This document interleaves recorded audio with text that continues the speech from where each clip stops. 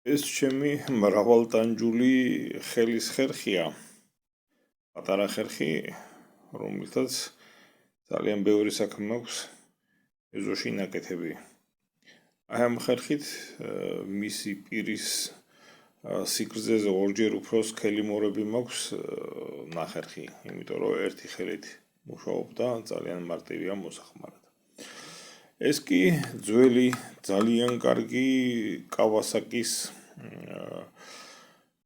ხელის დრელია, რომელსაც აკუმულატორები გაუფუჭდა, მაშინ ლითიუმი არ იყო, როცა ეს ვიყიდე, ანუ რამდენი ხნის არის, ხო არ მოგიგენიათ. მაშინ იყო ნიკელ-კადმიუმის აკუმულატორები.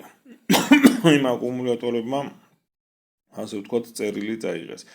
ეხლა ვაპირებ, რომ ეს კავასაკის ინსტრუმენტი გადავიყვანო მაკიტას აკუმულატორებზე. ამისათვის აი ამისი ძირა კონტაქტები უნდა მოხსნა, იმიტომ რომ ეს მაკიტა სტანდარტია და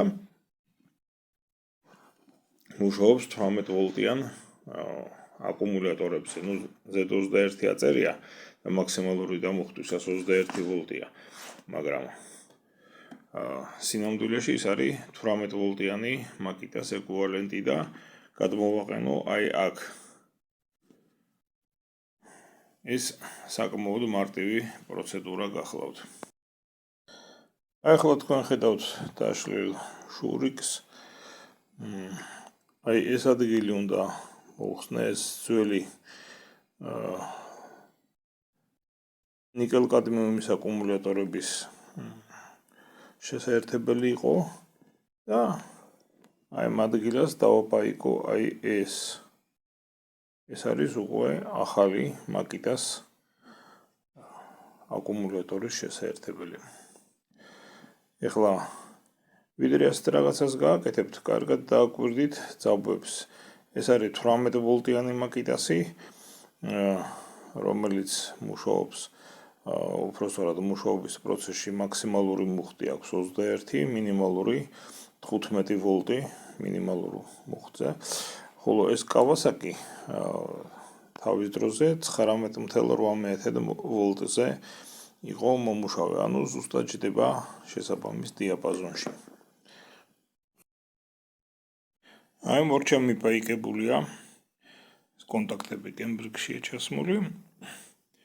ეხლა უკვე ავაწყობ корпуს და შემდეგ რაღაცნაირად მექანიკურად უნდა დავამაგრო აი ეს კონტაქტები.